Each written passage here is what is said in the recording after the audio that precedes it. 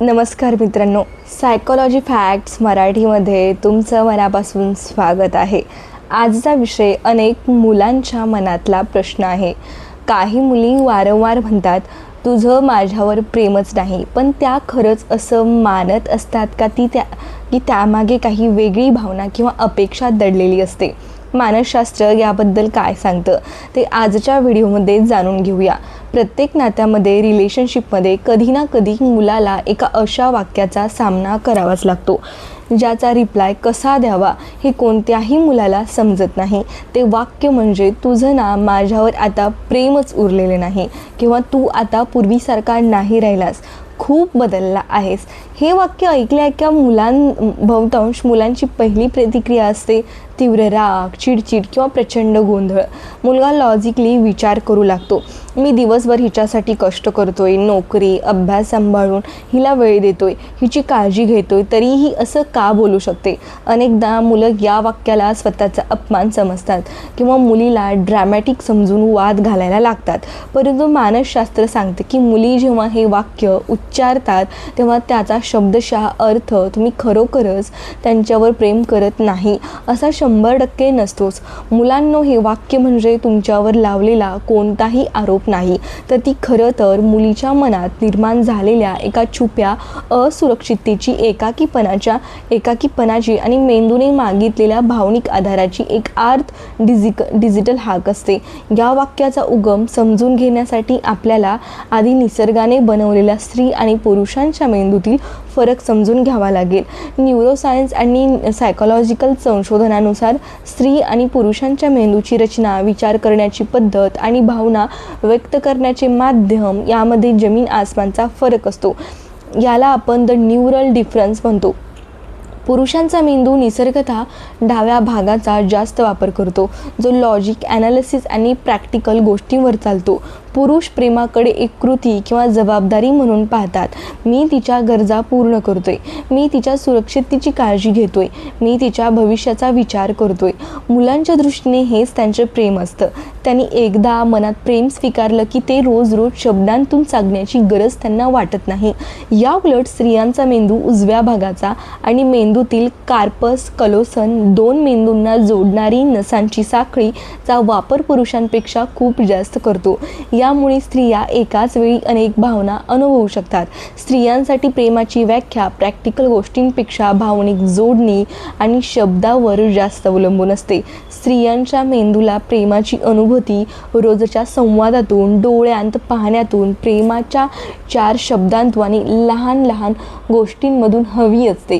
जेव्हा मुलाचा कामाचा ताण वाढतो आणि नात्यातील हा भावनिक संवाद किंवा कौतुकाचे शब्द कमी होतात, तेव्हा मुलीच्या मेंदूतील सुरक्षा यंत्रणा धोक्याची घंटा वाजवते.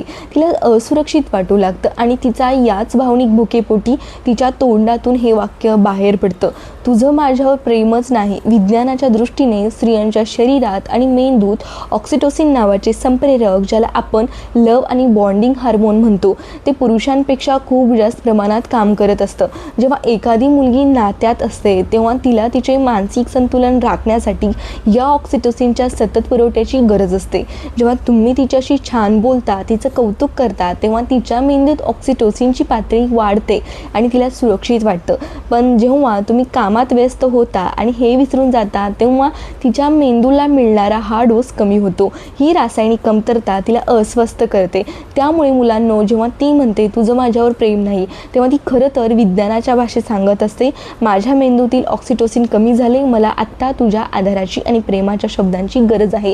आपण जगातील प्रसिद्ध मानसशास्त्र डॉक्टर गॅरी चॅपमन यांच्या एक अत्यंत महत्त्वाच्या सिद्धांताचा उलगडा करणार आहोत, ज्याला म्हणतात द 5 लँग्वेजेस, म्हणजे 5 प्रेमाच्या भाषा.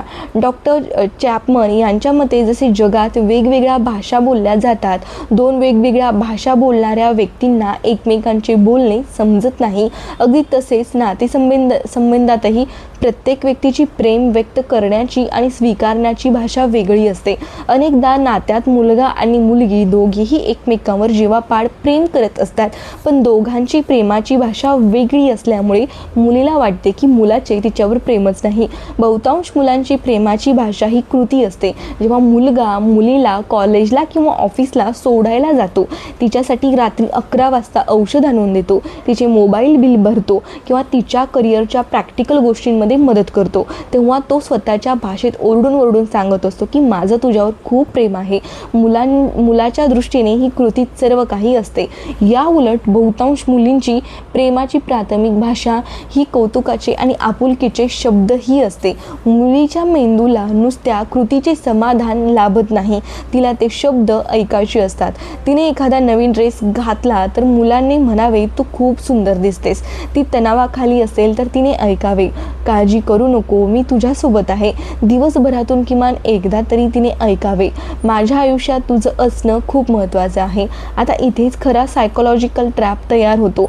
मुलगा दिवसभर तिच्यासाठी धावपळ करतो, पण रात्री फोनवर थकल्यामुळे फारसे गोड शब्द बोलत नाही किंवा तिचे कौतुक करायचे विसरून जातो. मुलीला ती प्रॅक्टिकल मदत तर दिसते, पण तिच्या भावनिक मेंदूला ज्या गोड शब्दांची भूक होती ती अपूर्णच राहते.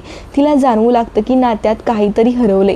तिची हीच शब्दांची भूक जेव्हा तीव्र होते तेव्हा ती रागाच्या भरात किंवा हताश होऊन मुलाला म्हणते तुझं माझ्यावर प्रेमच नाही, तू फक्त वरवरची कर्तव्ये पार पाडतोयस. मुलगा चक्रावून जातो. त्याला वाटतं मी एवढं करूनही हिची हीच रडारड सुरू आहे.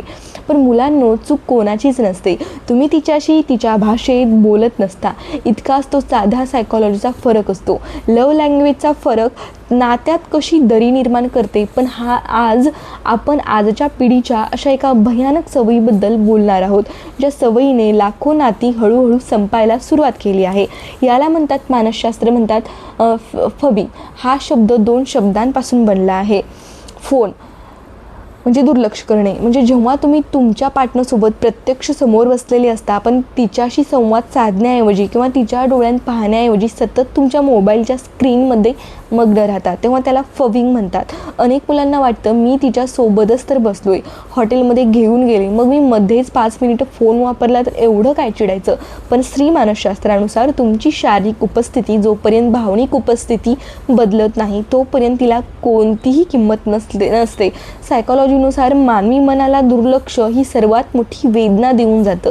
जेव्हा एखादी मुलगी तिच्या मनातली एखादी गोष्ट, तिची आवडती आठवण किंवा तिचा दिवस कसा गेला हे मुलाला सांगत असते आणि मुलगा तिचं ऐकताना नुसतं हो हो अच्छा करत इंस्टाग्रामवर रील स्क्रोल करत असतो किंवा मित्रांचे मेसेजेस टाईप करत असतो, तेव्हा मुलीच्या सबकॉन्शियस माइंडला खूप मोठा धक्का बसतो.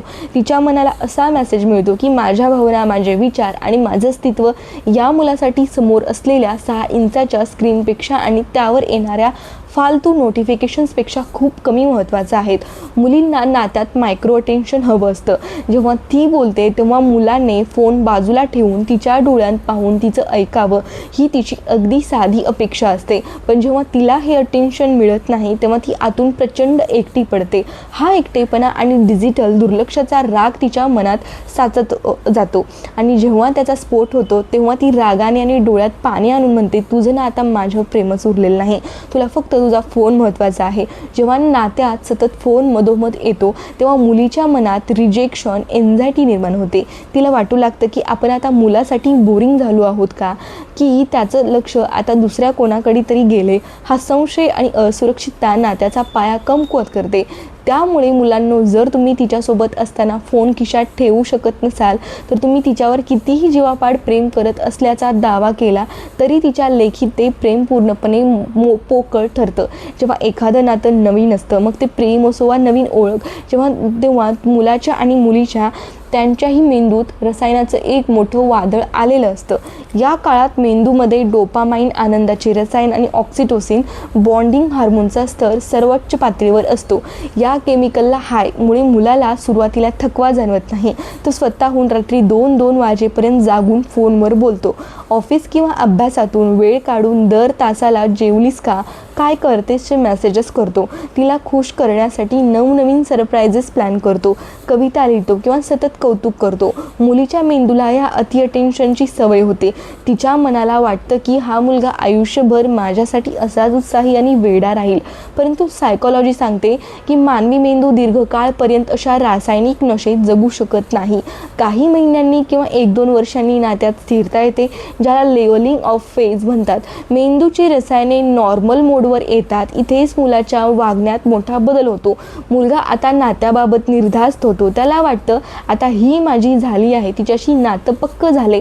त्यामुळे तो त्याची ऊर्जा पुन्हा त्याच्या खऱ्या आयुष्याकडे म्हणजेच करिअर, नोकरी, व्यवसाय, आर्थिक स्थैर्य किंवा अभ्यासाकडे वळवतो. तो आता रात्री लवकर झोपायला लागतो, कारण सकाळी ऑफिस असतं. तर तासनतास चॅटिंग करणं थांबवतो आणि कामाच्या वेळी फक्त महत्त्वाचे मेसेजेस करतो. मुलाच्या दृष्टीने हा बदल अतिशय प्रॅक्टिकल आणि नॉर्मल असतो. तो अजूनही तिच्यावर तेवढंच प्रेम करत असतो, पण त्यांचं प्रेम व्यक्त करण्याचं माध्यम आता मॅच्युअर झालेलं असतं. पण स्त्री मानसशास्त्रानुसार मुलगी या बदलाकडे एका वेगळ्याच दृष्टिकोनातून पाहते. ती आजच्या या संथ प्रॅक्टिकल वास्तवाची तुलना नात्याच्या सुरुवातीच्या त्या हनीमून फेजशी करू लागते. तिच्या मनात विचार येतो, सुरुवातीला हा माझ्यासाठी एवढा वेळ काढायचा, मग आत्ताच याला ऑफिसचं काम कसं नडतंय, आधी हा रात्री जागून बोलायचा, आता याला लगेच झोप कशी येते. याचा अर्थ हा आता बदलला आहे, याचं माझ्यातलं इंटरेस्ट संपले. मुलगी मुलाच्या या प्रॅक्टिकल होण्याला प्रेमाची कमतरता समजू लागते. जेव्हा ती जुन्या दिवसांची आठवण काढून आजच्या वास्तवात स्वतःला एकटं अनुभवते, तेव्हा ती हताश होऊन म्हणते, तुझं ना आता माझ्यावर पूर्वीसारखं प्रेमच उरलेलं नाही. मुलगा चिडतो, मी आपल्या भविष्यासाठी काम करतोय आणि हिला फक्त चॅटिंगची पडले. पण मुलांनो, ती तुमच्या कामावर चिडत नसते, तर नात्याच्या सुरुवातीला तिला मिळणारा जो भावनिक डोस होता तो अचानक बंद झाल्यामुळे तिचं मन अस्वस्थ झालेलं असतं. मानसशास्त्रानुसार प्रत्येक माणसाचा नात्यामध्ये वागण्याचा एक पॅटर्न असतो, जो त्याच्या बालपणातील अनुभव आणि पालकांशी असलेल्या संबंधावरून ठरतो. या पॅटर्नचे प्रामुख्याने काही प्रकार पडतात. त्यातील एक महत्त्वाचा प्रकार म्हणजे अँक्शियस अटॅचमेंट स्टाईल, व्याकुळ स्वभाव. ज्या मुलींचा स्वभाव निसर्गता किंवा भूतकाळातील काही अनुभवांमुळे ॲक्शियस असतो, त्या नात्यामध्ये प्रचंड संवेदनशीलता असतात. त्यांना नेहमी मनात एक सुप्त भीती असते, ती समोरचा माणूस मला सोडून तर जाणार नाही ना, किंवा त्याचं माझ्यावरचं प्रेम कमी तर झालं नाही ना. जेव्हा नात्यात थोडी जरी शांतता निर्माण होते किंवा मुलांचे लक्ष कामाकडे जाते, तेव्हा या मुलींच्या मनातील भीती अचानक जागी होते. या विशिष्ट मानसिकतेमुळे मुली नात्यात रिअश्युरन्स, प्रेमाची सतत खात्री करून घेणे शोधत असतात. जेव्हा एखादी मुलगी मुलाला म्हणते तुझं माझ्यावर प्रेमच नाही, तेव्हा मानसशास्त्रज्ञांच्या मते तो तुमच्यावर लावलेला कोणताही आरोप नसतो, तो मुलीकडून विचारला गेलेला एक छुपा प्रश्न असतो. ती खरं तर तुमच्याकडून ऐकण्यासाठी आसुसलेली असते की छे वेडे, असं काहीच नाहीये, माझं तुझ्यावर खूप प्रेम आहे आणि तू माझ्या आयुष्यात सर्वात महत्त्वाची आहेस. जेव्हा मुलगा चिडण्याऐवजी प्रेमाने तिला जवळ घेतो किंवा शब्दांनी तिची समजूत काढतो, तेव्हा तिच्या मनातील असुरक्षिततेचे वादळ एका सेकंदात शांत होते. हे वाक्य म्हणजे मुलाकडून प्रेम, आपुलकी आणि सुरक्षेची पावती मिळवण्याचा एक भावनिक मार्ग असतो. जर मुलाने या वाक्याकडे दुर्लक्ष केले किंवा तो रागावला, तर मुलीची भीती अजून वाढते आणि नात्यातील तणाव अधिक गडद होतो. भूतकाळातील दगा, जर एखाद्या मुलीच्या आयुष्यात भूतकाळात फसवणूक झाली असेल किंवा तिच्या जवळच्या व्यक्तींनी तिला अर्धवट सोडले असेल, तर ती सध्याच्या नात्यात सतत भीतीखाली जगते. अल्प आत्मसन्मान, जेव्हा मुलीला स्वतःच्या मूल्याबद्दल शंका असते, तेव्हा तिला वाटते की समोरची व्यक्ती आपल्यापेक्षा जास्त चांगली आहे आणि ती आपल्याला कधीही सोडू शकते. या न्यूनगंडातून तुझं माझ्यावर प्रेम नाही हे वाक्य वारंवार बाहेर पडतं. मासिक पाळी येण्याच्या 7 ते 10 दिवस आधी मुलींच्या शरीरामध्ये निसर्गतः एक मोठे रासायनिक वादळ सुरू होते. या काळात त्याच्या शरीरात एस्ट्रोजेन आणि प्रोजेस्टेरॉन या मुख्य स्त्री हार्मोन्सची पातळी अतिशय वेगाने खालीवर होते. हार्मोन्सचा हा भयानक चढउतार थेट त्यांच्या मेंदूच्या कार्यपद्धतीवर आणि भावनावर आघात करतो. या रासायनिक बदलांमुळे त्यांच्या मेंदूतील सेरोटोनिन नावाचे रसायन अचानक खूप कमी होते. सेरोटोनिन हे तेच रसायन आहे जे माणसाचा मूड ठीक ठेवण्यास आणि आनंदी राहण्यास मदत करते.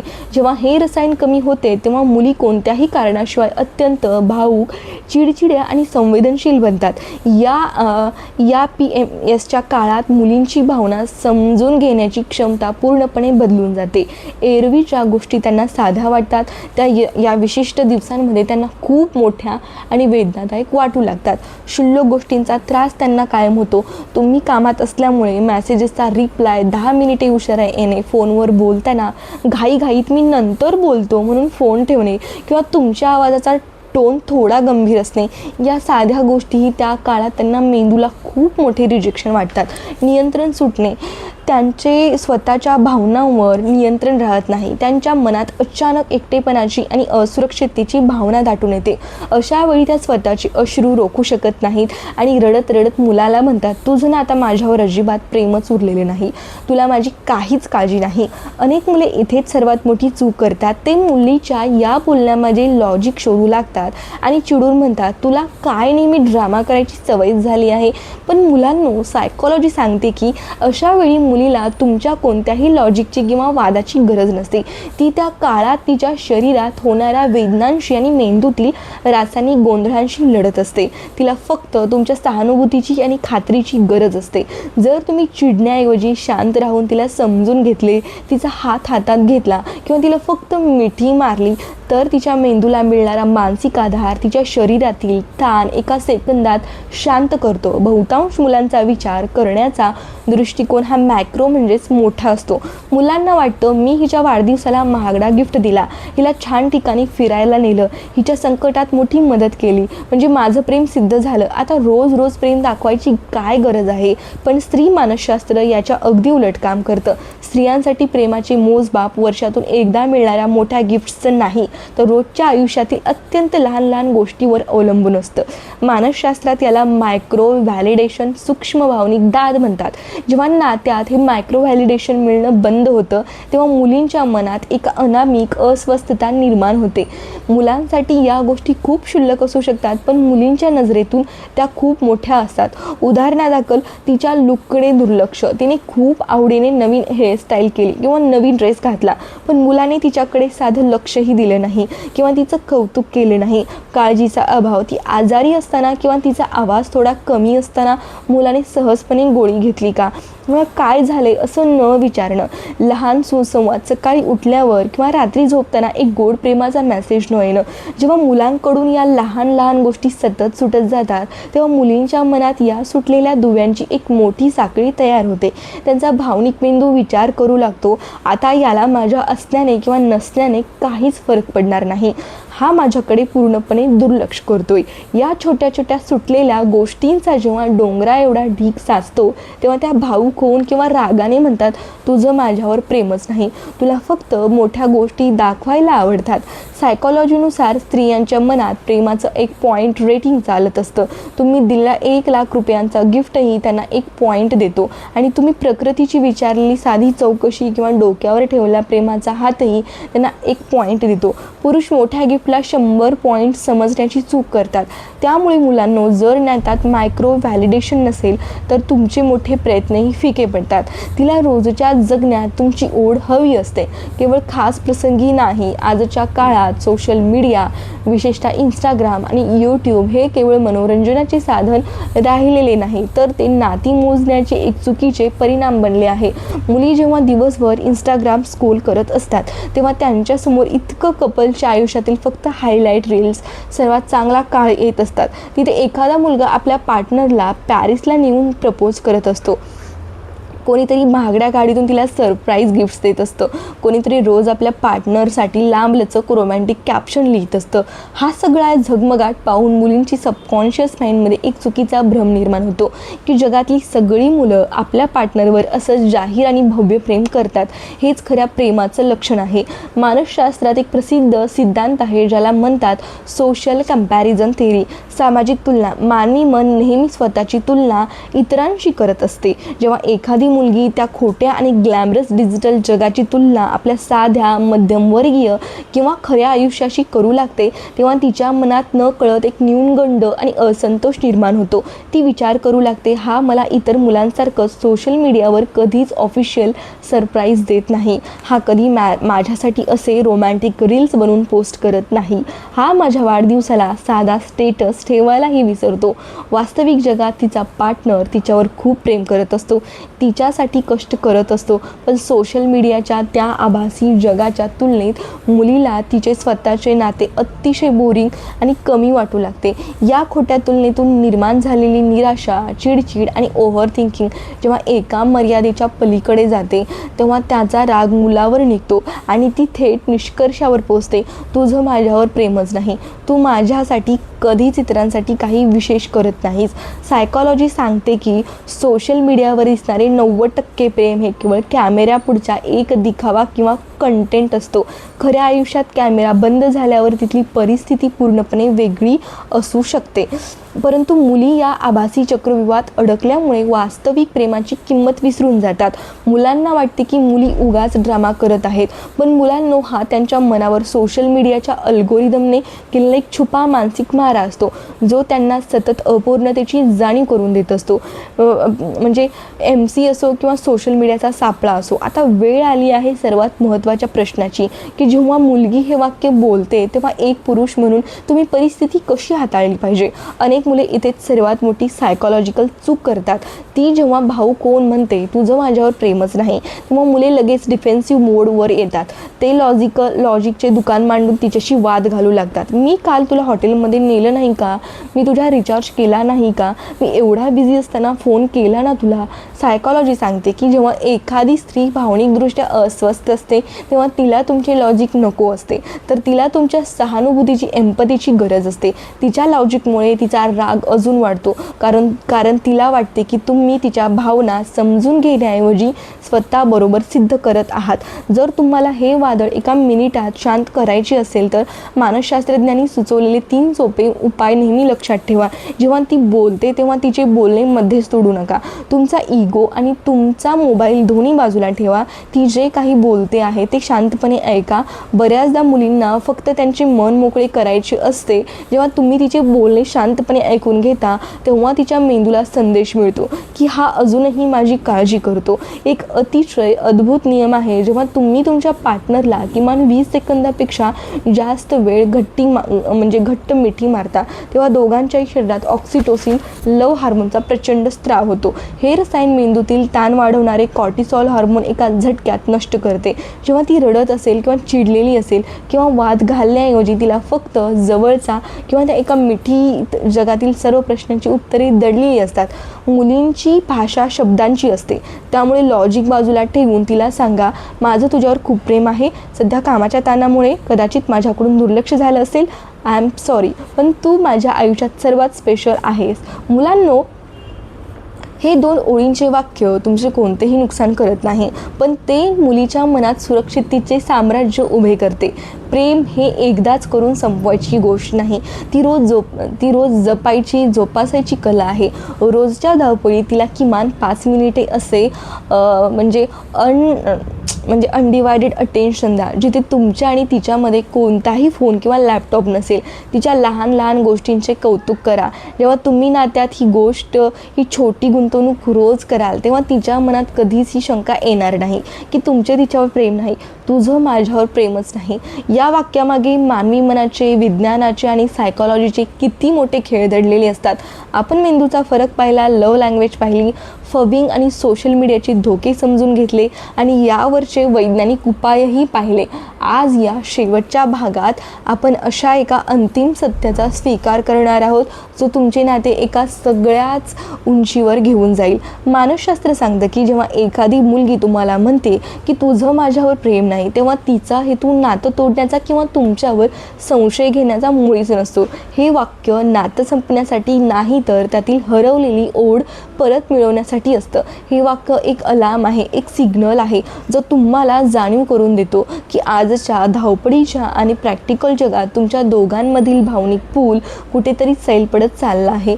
ती व्यक्ती तुमच्याशी भांडते कारण अजूनही तिच्या मनात तुमच्याबद्दल अपेक्षा आहे, तिला तुमच्याबद्दल ओढ आहे.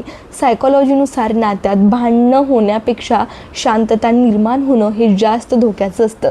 जोपर्यंत ती हक्काने चिडते, रडते आणि तुम्हाला हे बोलते तोपर्यंत तिचं तुमच्यावर जीवापाड प्रेम आहे हे समजून जा. एक पुरुष म्हणून जेव्हा तुमची पार्टनर हे वाक्य बोलेल तेव्हा स्वतःचा इगो बाजूला ठेवा. ती तुमच्या आयुष्यातील कर्तव्यावर नाही तर त्या कर्तव्याच्या नादात तिच्या वाट्याला आलेल्या एकाकीपणावर चिडत असते.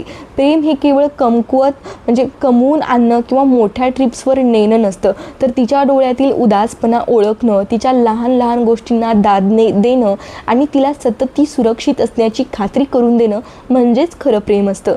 ज्या मुलाला स्त्री मनाचा हा कोमट कोपरा समजला त्याचं नातं जगातील कोणतंच वादळ कधीच तोडू शकत नाही.